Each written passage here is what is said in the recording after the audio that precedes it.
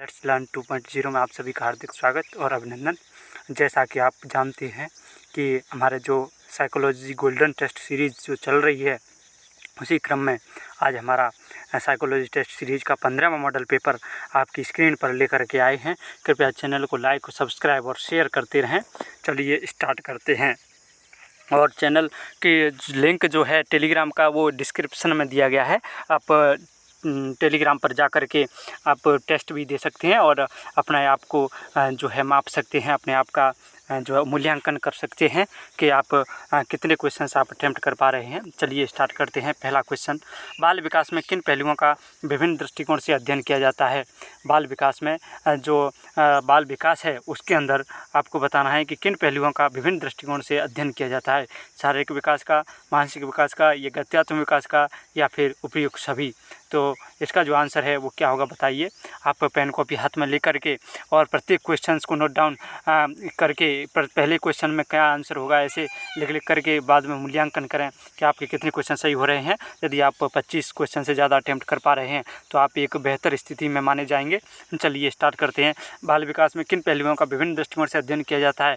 तो यहाँ पर शारीरिक विकास है और मानसिक विकास है और गत्यात्मक विकास है, या फिर उपयुक्त सभी। ये बताइए क्या होगा। इसका तो आंसर हो जाएगा उपयुक्त सभी। हमारे जो चैनल है उसका नाम लेट्स लर्न 2.0 है। इसको कृपया चैनल को लाइक, सब्सक्राइब और शेयर करते रहें। चलिए क्वेश्चन नंबर 2 आपकी स्क्रीन पर। रोडसा स्याही धब्बा परीक्षण का निर्माण किसने किया था। आपको बताना है कि रोडसा स्याही धब्बा परीक्षण है उसका निर्माण किसने किया था। हरमन रोडसा, मॉर्गन तथा मुर्गे, हर्टज एंड थरस्टन। तो रोडसा स्याही धब्बा परीक्षण का जो निर्माण है वो किसने किया था बताइए। हरमन रोडसा ने किया था, मॉर्गन तथा मुर्रे ने किया था, हर्टज ने किया था, या फिर थरस्टन ने किया था। तो इसका जो निर्माण किया था वो किया था आपका हरमन रोडसा। किसने किया था? हरमन रोडसा। मॉर्गन और मुर्रे ने TAT टेट का जो है निर्माण किया था। टैथेटिक एपरसेप्शन टेस्ट जो है प्रासंगिक अंतर्भूत परीक्षण है उसका जो है परीक्षण मॉर्गन तथा मुर्रे ने किया था। चलिए नेक्स्ट क्वेश्चन आपकी स्क्रीन पर। शिक्षार्थी वैयक्तिक भिन्नता प्रदर्शित करते हैं, अतः शिक्षक को देखिए जो शिक्षार्थी होते हैं उनमें वैयक्तिक भिन्नता पाई जाती है। तो अगर वो प्रदर्शित कर रहे हैं तो शिक्षक को क्या करना चाहिए देखिए। सीखने के विविध अनुभवों को उपलब्ध कराना चाहिए, या फिर कठोर अनुशासन को सुनिश्चित करना चाहिए, या परीक्षाओं की संख्या बढ़ा देनी चाहिए, या अधिगम की एक समान गति पर बल देना चाहिए। तो शिक्षार्थी व्यक्ति भिन्नता यदि प्रदर्शित कर रहे हैं तो बताइए क्या होगा इसमें आंसर। उम्मीद करता हूं कि आपने इसका टिक लगा लिया होगा। तो इसका जो आंसर होगा वो होगा ए, यानी कि सीखने के विविध अनुभवों को उपलब्ध जो है कराना चाहिए। चलिए नेक्स्ट क्वेश्चन नंबर 4 आपकी स्क्रीन पर। बालक पहले संपूर्ण अंग को और फिर जो है अन्य भागों को मतलब शरीर के अन्य भागों को चलाना सीखता है। यह कथन किस सिद्धांत को स्पष्ट करता है। बालक पहले संपूर्ण अंग को, उसके बाद फिर जो बाकी के भागों को, यानी कि फिर बाकी के भागों को चलाना सीखता है। यह कथन किस सिद्धांत को स्पष्ट करता है। एकीकरण का सिद्धांत, परस्पर संबंध का सिद्धांत, वैयक्तिक विभिन्नता का सिद्धांत, या फिर निरंतर विकास का सिद्धांत। तो देखिए बालक जो है संपूर्ण अंग को पहले संपूर्ण अंग को फिर जो है एक बाकी के अंगों को धीरे धीरे चलाना सीखता है। तो ये जो सिद्धांत है वो एकीकरण के सिद्धांत को जो है स्पष्ट करता है। कौन से सिद्धांत को स्पष्ट करता है? ये एकीकरण के सिद्धांत को स्पष्ट करता है। चलिए क्वेश्चन नंबर जो है 5 आपकी स्क्रीन पर है। किसका मत है कि बालक की मूल शक्तियों का प्रधान कारण उसका वंशानुक्रम होता है।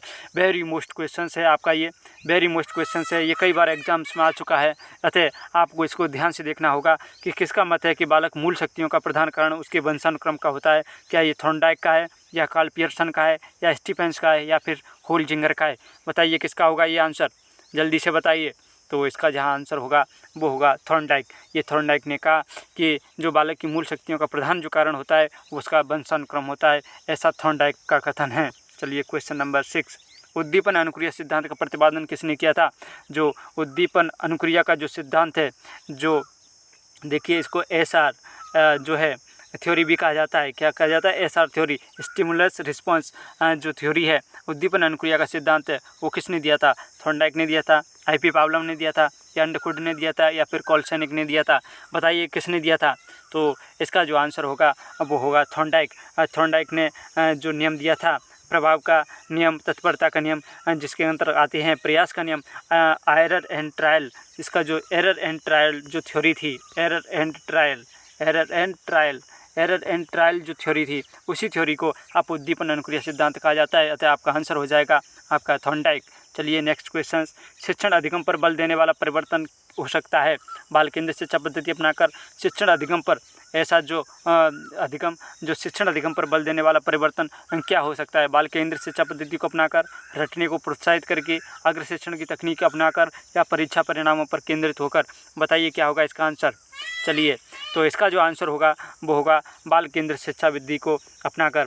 जबकि शिक्षार्थी को NCF 2005 भी कहता है कि जो परीक्षा है वो बाल केंद्रित होनी चाहिए, शिक्षार्थी केंद्रित होनी चाहिए। निर्मितवाद भी बाल केंद्रित पर बल देता है। अतः बाल केंद्रित शिक्षा पद्धति को अपनाकर ही शिक्षण अधिगम में के बल पर जो है परिवर्तन हो सकता है। चलिए क्वेश्चन नंबर 8, बाल अपराध विज्ञान का जनक किसे माना जाता है। बहुत ही शानदार क्वेश्चंस आपकी स्क्रीन पर है कि बाल अपराध विज्ञान का जनक किसे माना जाता है। तो बाल अपराध विज्ञान का जो जनक माना जाता है, बताइए किसको माना जाता है। लोब्रोसो, ड्यूबी, या गुडे, या ड्रेबर। तो हाँ, बाल अपराध विज्ञान का जो जनक है वो माना जाता है आपके। बताइए किसको माना जाएगा, जल्दी से बताइए। तो इसका आंसर होगा लोब्रोसो। क्या होगा, लोब्रोसो। कृपया लेट्स लर्न 2.0 को लाइक और सब्सक्राइब करते रहें। हमारा साइकोलॉजी टेस्ट सीरीज़ 15 चल रही है, और बाकी के आपने नहीं देखे तो डिस्क्रिप्शन में लिंक दे रखी है। अब बाकी के मॉडल पेपर्स भी देखें, और इतने शानदार पेपर्स आपको देखने को मिलेंगे। मानव व्यक्तित्व परिणाम किसका है, बताइए।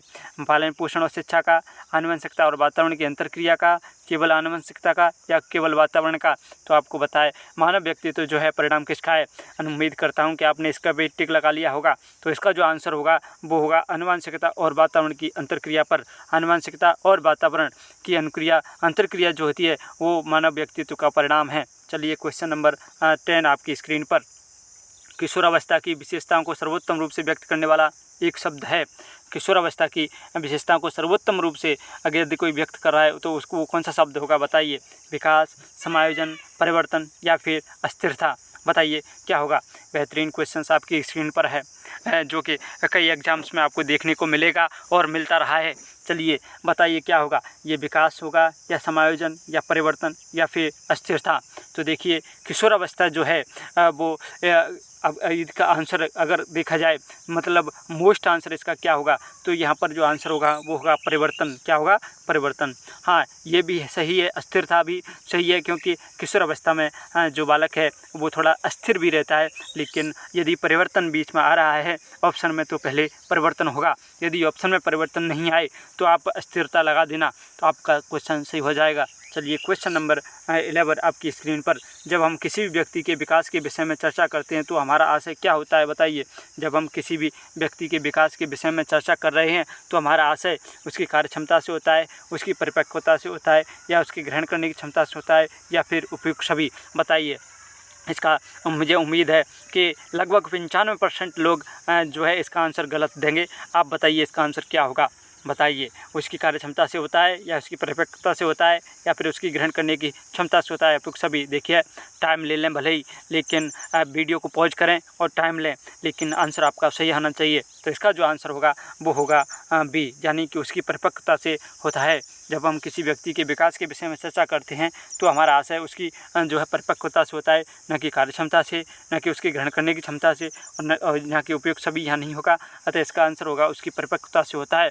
चलिए क्वेश्चन नंबर 12। किस विद्वान के अनुसार भय, क्रोध, प्रेम ये तीनों संवेग बालकों के जन्मकाल संवेग हैं। बताइए। जो है किस विद्वान के अनुसार भय, क्रोध, प्रेम ये तीनों संवेग हैं जो बालकों के जन्मकाल से संवेग हैं। बताइए कौन सा है, वाटसन, जेम्स वेबर, या फिर वुडवर्थ, या फिर आइजैक। बताइए क्या होगा इसका आंसर। जल्दी से आप इस पर, उम्मीद करता हूँ आपने इसको भी टिक लगा लिया होगा। इसका जो आंसर होगा वो होगा आपका वाटसन। वाटसन ने कहा कि भय, क्रोध, प्रेम ये तीनों संवेग बालकों के जन्मकाल के से ही संवेग होते हैं। ये वाटसन का कथन है। चलिए क्वेश्चन नंबर 13 आपकी स्क्रीन पर है। शिक्षण अधिगम प्रक्रिया में व्यक्तिगत रूप से ध्यान देना महत्वपूर्ण है, क्योंकि शिक्षण अधिगम जो प्रक्रिया है उसमें व्यक्तिगत रूप से ध्यान देना महत्वपूर्ण है, क्योंकि शिक्षार्थी हमेशा समूह में ही बेहतर सीखते हैं, या फिर शिक्षक प्रशिक्षण कार्यक्रम में ऐसा ही बताया गया है, या फिर इससे प्रत्येक विद्यार्थी को अनुशासित करने के लिए शिक्षकों को बेहतर अवसर मिलते हैं, या बच्चों की विकास दर भिन्न होती है और विभिन्न तरीके से सीखते हैं। बताइए इसका आंसर क्या होगा। देखिए, वीडियो को पॉज करें और इसको ध्यान से देखें, और आपका आंसर सही होना चाहिए। चलिए क्या होगा इसका आंसर। चलिए हम बताते हैं। तो इसका जो आंसर होगा वो होगा 4, यानी बच्चों की विकास दर जो है वो भिन्न होती है और विभिन्न तरीक़ों से बालक जो है सीख सकते हैं। अतः व्यक्तिगत रूप से ध्यान देना इसलिए ही महत्वपूर्ण है। चलिए क्वेश्चन नंबर 14, गत्यात्मक विकास की क्या विशेषताएं? जन्म पूर्व गति विकास, अधिगम एवं परिपक्वता, गत्यात्मक विकास के सामान्य प्रतिमान या फिर उपयुक्त सभी। देखिए जो गत्यात्मक विकास है यानी विकास जो है वो गतिशील होता है, विकास है जो गतिशील होता है, तो इसकी जो विशेषता हैं वो जन्म पूर्व गति विकास भी होता है, अधिगम एवं परिपक्वता भी इसकी जो है एक विशेषता है, गत्यात्मक विकास के सामान्य प्रतिमान भी इसकी एक विशेषता है। अतः आंसर इसका जो होगा वो होगा डी। क्या होगा? डी, उपयुक्त सभी। चलिए क्वेश्चन नंबर 15, सर्वाधिक उच्च प्रकार का चिंतन कौन सा है? तार्किक चिंतन, तथ्यात्मक चिंतन, कल्पनात्मक चिंतन या प्रत्यक्षात्मक चिंतन? बताइए कौन सा है चिंतन है जो सर्वाधिक उच्च प्रकार का चिंतन होता है? बताइए क्या होगा इसका आंसर? तार्किक, तथ्यात्मक, कल्पनात्मक या प्रत्यक्षात्मक? तो यहाँ पर जो आंसर होगा वो होगा आपका तार्किक चिंतन, क्योंकि तार्किक जो चिंतन है वो उच्च प्रकार का चिंतन माना गया है। चलिए क्वेश्चन नंबर 16 आपकी स्क्रीन पर, जब बच्चा कार्य करते हुए ऊबने लगता है तो यह इस बात का संकेत है कि जब बच्चा कार्य करते करते ऊबने लगता है तो वो किस बात का संकेत है? बताइए। संभवतः कार्य यांत्रिक रूप से बार बार हो रहा है, बच्चा बुद्धिमान नहीं है, बच्चा में सीखने की योग्यता नहीं है, या बच्चे को अनुशासित करने की ज़रूरत है। तो यहाँ पर क्या आंसर होगा बताइए, टिक लगाइए जल्दी से, और यदि आप टाइम लेना चाहते हैं तो टाइम लीजिए, लेकिन आंसर आपका सही होना चाहिए। और लेट्स लर्न 2.0 को सब्सक्राइब आप लाइक नहीं करते हो, कृपया लाइक भी किया करें। चलिए इसका जो आंसर होगा वो होगा जो फर्स्ट हो गया, संभवतः कार्य यांत्रिक रूप से बार बार हो रहा है तो बच्चा ऊब रहा है। चलिए क्वेश्चन नंबर 17, बालक का आयु वर्ग जिसमें सोच विचार क्षमता शुरू हो जाती है, बताइए। आपके दिमाग को झकझोर देने वाले क्वेश्चंस, विश्लेषणात्मक क्वेश्चंस आपको देखने को मिल रहे हैं, और आपके इसका फीडबैक जरूर दें कि आपको जो पेपर है वो कैसा लग रहा है। बालक का आयु वर्ग जिसमें सोच विचार क्षमता शुरू हो जाती है, क्या 1.5 से 2 वर्ष है, या 2.5 से 3 वर्ष है, या 3 से 4 वर्ष है, या फिर 4 वर्ष के पश्चात है? मुझे उम्मीद है कि 98% बच्चे इसका आंसर गलत करेंगे। बताइए आप क्या कर रहे हैं यहाँ पर? तो इसका जो आंसर होगा वो होगा आपका 2.5 से 3 वर्ष। जब 2.5 से 3 वर्ष का बालक हो जाता है तो वो सोचने लग जाता है, सोच विचार करने लग जाता है, बाहर घूमने लग जाता है, इधर उधर दौड़ने लग जाता है। तो 2.5 से 3 वर्ष जो का बालक है वो सोच विचार क्षमता उसमें जो है शुरू हो जाती है। क्वेश्चन नंबर 18 आपकी स्क्रीन पर, परीक्षार्थियों की त्रुटियों की ओर संकेत करती है। परीक्षार्थियों की त्रुटियां किसकी ओर संकेत करती हैं? वे कैसे सीखते हैं, या अभ्यास की आवश्यकता, या सीखने की अनुपस्थिति, या फिर शिक्षार्थियों के सामाजिक आर्थिक स्तर? देखिए परीक्षार्थियों की जो त्रुटियाँ हैं, वेरी मोस्ट क्वेश्चंस है, वेरी मोस्ट क्वेश्चंस है, क्वेश्चन बहुत शानदार है। इस क्वेश्चन को आप मोस्ट मान सकते हैं। तो यहाँ पर जो इसका आंसर है वो क्या होगा बताइए। वे कैसे सीखते हैं, अभ्यास की आवश्यकता, सीखने की अनुपस्थिति, या फिर शिक्षार्थियों के सामाजिक आर्थिक स्तर? देखिए जो मॉडल पेपर सीरीज़ है उसमें इसका आंसर सीखने की अनुपस्थिति दे रखा है, जो कि गलत है, क्योंकि परीक्षार्थियों की जो त्रुटियाँ हैं वो कैसे सीखते हैं इस पर जो है वो करती हैं, संकेत करती हैं। आप बताइए आपके अनुसार इसका आंसर क्या होगा? यहाँ पर जो आंसर होगा वो होगा वे कैसे सीखते हैं। चलिए क्वेश्चन नंबर 19, बुद्धि के एक कारक सिद्धांत के प्रतिपादक कौन थे? बताइए। बुद्धि बीने, स्पीयरमैन, या फिर कूले, या फिर जर्सील्ड? बताइए कौन थे? तो बुद्धि के एक कारक सिद्धांत बताइए, आपने टिक लगा लिया होगा। बीने थे, स्पीयरमैन थे, या फिर कूले थे, या फिर जर्सील्ड थे? कूले थे या फिर जर्सील्ड थे? तो इसका जो आंसर होगा वो होगा आपका जो बुद्धि के कारक सिद्धांत के प्रतिपादक थे वो थे बीने। कौन थे? बीने। चलिए क्वेश्चन नंबर जो है 20 आपकी स्क्रीन पर, मानव विकास को क्षेत्रों में विभाजित किया जाता है जो, देखिए यहाँ पर क्रम नहीं पूछ रहा है, ये मानव विकास के क्षेत्रों को विभाजित किया जाता है जो हैं, क्रम से अब आता तो क्रम से हम जगाते, लेकिन यहाँ क्रम नहीं है, तो आपको बताना है कि इन क्षेत्रों में विभाजित किया गया है मानव विकास को। बताइए। मनोवैज्ञानिक, संज्ञानात्मक, संवेगात्मक, शारीरिक, या फिर शारीरिक, आध्यात्मिक, संज्ञानात्मक, सामाजिक, या फिर शारीरिक, संज्ञानात्मक, संवेगात्मक, सामाजिक, या फिर संवेगात्मक, संज्ञानात्मक, आध्यात्मिक, सामाजिक, या फिर मनोवैज्ञानिक? मुझे उम्मीद है इसका भी आंसर आप लोग लगभग 98%, कितना 98% बच्चे इसका भी आंसर गलत करेंगे। जब अगर इसका आंसर क्या होगा मैं बताऊँ आपको, इसका आंसर होगा ए। क्या होगा? ए, क्योंकि जो मानव विकास को 4 भागों में डिवाइड किया गया है, एक शारीरिक, संवेगात्मक, संज्ञानात्मक और आपका मनोवैज्ञानिक। तो इसका जो क्रम की बात करेंगे तो सबसे पहले जो बच्चा होता है उसमें शारीरिक परिवर्तन होता है, यानी शारीरिक में वृद्धि होती है, शरीर बनता है। उसके बाद उसमें संवेग आते हैं, उसके बाद संज्ञान, उसके बाद उसको मनोवैज्ञानिक की श्रेणी में रखा जाता है। अतः मानव विकास को 4 भागों में डिवाइड किया गया है। उसका आंसर हो गया ए। चलिए क्वेश्चन नंबर 21, संज्ञान किस विकास की दूसरी अवस्था मानी जाती है? देखिए, जीन पियाजे ने जो विकास की अवस्थाएं दी थी उनके अनुसार आपको बताना है कि संज्ञान विकास की दूसरी अवस्था कौन सी मानी गई थी। जन्म से 2 वर्ष तक, 2 वर्ष से 7 वर्ष तक, 7 से 12 वर्ष तक, या फिर 12 से 15 वर्ष तक। तो संज्ञान विकास की जो दूसरी अवस्था थी, पहली जो अवस्था थी वो थी संवेदीगामक जो है अवस्था, यानी सेंसरी मोटर, और दूसरी जो थी वो प्री कॉन्वेंशियल थी। कौन सी थी?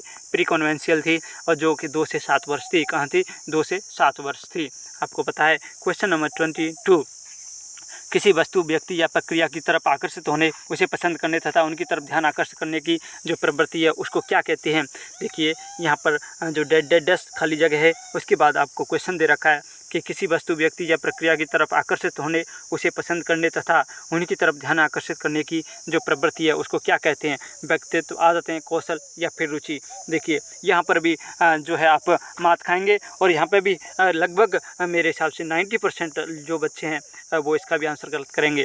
तो क्या होगा इसका आंसर बताइए? व्यक्तित्व, आदतें, रुचि या फिर कौशल। तो इसका आंसर होगा रुचि, क्योंकि अगर बच्चे में रुचि पसंद करेगा और ध्यान आकर्षित करना है, तो अगर उसमें रुचि लेगा तभी तो ऐसा करेगा, तभी तो ऐसी प्रवृत्ति आएगी उसमें। तो ऐसा आंसर हो जाएगा सी। चलिए क्वेश्चन नंबर आपका आ जाएगा 23, शिक्षण अधिगम प्रक्रिया में व्यक्तिगत रूप से ध्यान देना महत्वपूर्ण है, क्योंकि देखिए शिक्षण अधिगम जो प्रक्रिया है उसमें व्यक्तिगत रूप से जो है बच्चों पर ध्यान देना महत्वपूर्ण होता है, क्योंकि आपको ये बताना है इससे प्रत्येक विद्यार्थी को अनुशासित करने के लिए शिक्षकों को बेहतर अवसर मिलते हैं, या फिर बच्चे की विकास दर भिन्न होती है और वे विभिन्न तरीकों से सीखते हैं, या फिर शिक्षार्थी हमेशा समूह में बेहतर सीखते हैं। प्रश्न कार्यक्रम में ऐसा ही बताया गया है।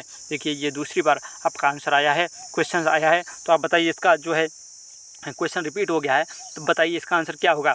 अगर अब भी आपने इस क्वेश्चन का आंसर सही नहीं लगाया तो इसका मतलब है आप एकाग्रचित होकर के इस टेस्ट पेपर को नहीं देख रहे हैं। इसका आंसर होगा बच्चों की विकास दर की जो भिन्न होते हैं और विभिन्न तरीक़ों से सीखते हैं। क्वेश्चन नंबर 24, आदतों का निर्माण और विकास मुख्यतः किन सिद्धांतों के आधार पर होता है? बताइए, आदतों का निर्माण और विकास किन सिद्धांतों के आधार पर होता है? देखिए, जो व्यक्ति होता है उसकी आदत निर्माण और जो डेवलपमेंट है वो किन सिद्धांतों पर होता है? बताइए, संकल्प और इच्छा शक्ति पर, क्रियाशीलता तथा अभ्यास पर, ध्यान की निरंतरता पर, या फिर उपयुक्त सभी पर।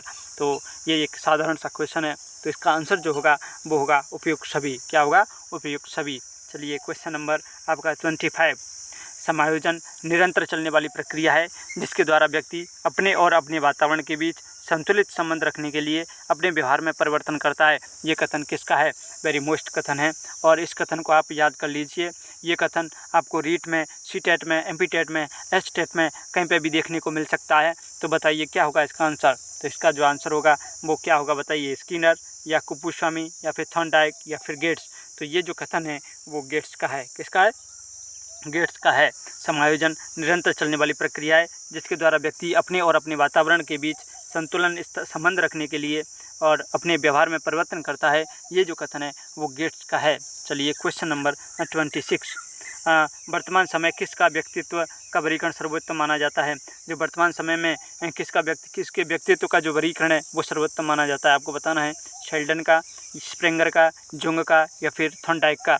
देखिए, शेल्डन ने शरीर के आधार पर सबसे पहले वर्गीकरण किया था, 4 प्रकार बताए थे। स्प्रेंगर ने 6 प्रकार बताए थे। थॉर्नडाइक ने 3 प्रकार बताए थे। और जुंग के जो वर्गीकरण है वो सबसे सर्वोत्तम माना जाता है, क्योंकि इन्होंने 2 प्रकार बताए थे, बाद में एक और जोड़ दिया था। अतः जुंग के जो हैं 3 प्रकार माने गए हैं, जिनको आप उभयनिष्ठ, एक को उभयनिष्ठ कहते हैं, एक को आंतरिक और बाह्य, इस तरह से इनको कहा जाता है। चलिए क्वेश्चन नंबर 27, बच्चों की शारीरिक वृद्धि की दर कब अधिक होती है? पूर्व बचपन में उत्तर बचपन की बजाय, उत्तर बचपन में किशोरावस्था की बजाय, किशोरावस्था में पूर्व बचपन की बजाय, प्रौढ़ावस्था में किशोरावस्था की बजाय। बताइए, बच्चों की शारीरिक वृद्धि की दर जो है अधिक कब होती है? इसका आंसर बताइए, टिक लगाइए। देखिए आप का दिमाग जो है कितना क्रियाशील है यहाँ पर। चलिए, यहाँ पर जो आंसर होगा वो होगा आपका ए, क्योंकि पूर्व बचपन में उत्तर बचपन की बजाय जो है शारीरिक वृद्धि है वो सबसे अधिक होती है। पूर्व बचपन में ही तो सबसे ज़्यादा वृद्धि होती है बच्चे में, आप समझते नहीं हो। चलिए क्वेश्चन नंबर 28, पलायन की मूल प्रवृत्ति से निम्नलिखित में से कौन सा संवेग संबंधित है। यदि कोई व्यक्ति पलायन करना चाहता है, यानी एक जगह से दूसरी जगह भाग रहा है, जा रहा है, तो उसका क्या संवेग होगा? क्रोध, दुख, भय या फिर आश्चर्य, बताइए क्या होगा। तो यहाँ पर जो आंसर होगा, बताइए क्या होगा, आप टिक लगा लीजिए एक बार। तो इसका जो आंसर होगा वो होगा सी। क्या होगा? सी, यानी भय।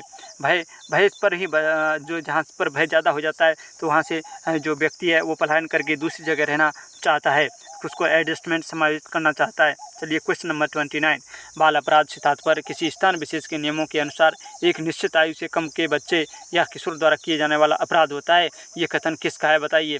बाल अपराध से तात्पर्य किसी स्थान विशेष के नियमों के अनुसार एक निश्चित आयु से कम आयु के बच्चे या किशोर द्वारा किए जाने वाला अपराध ही क्या होता है? बाल अपराध होता है।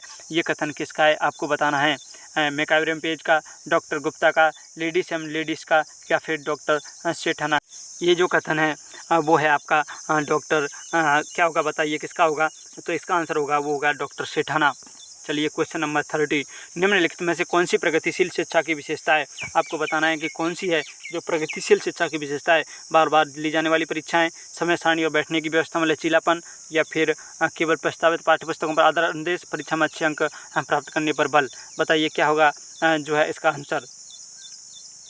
इसका आंसर बताइए क्या होगा, और आप टाइम ले लीजिए चैनल को और लाइक और सब्सक्राइब करते रहें। बताइए इसका जो आंसर होगा वो होगा आपका समय सारणी और बैठने की व्यवस्था में लचीलापन। समय सारणी और बैठने की व्यवस्था में जो है लचीलापन, इसका जो आंसर हो जाएगा। चलिए नेक्स्ट, आज हमने मॉडल पेपर 15 कर लिया है। यदि आपने मॉडल पेपर हमारे नहीं देखे हैं, पिछले 14 मॉडल पेपर, तो डिस्क्रिप्शन में जाकर के आप प्रत्येक मॉडल पेपर को आप देख सकते हैं और अपने आप को मजबूत बना सकते हैं। नीट की परीक्षा की दृष्टि से ये गोल्डन टेस्ट सीरीज़ है जो कि आपके लिए ब्रह्मास्त्र साबित होगी। कृपया हमारे चैनल को लाइक और सब्सक्राइब और शेयर करते रहें। धन्यवाद। आपका दिन शुभ रहे। धन्यवाद।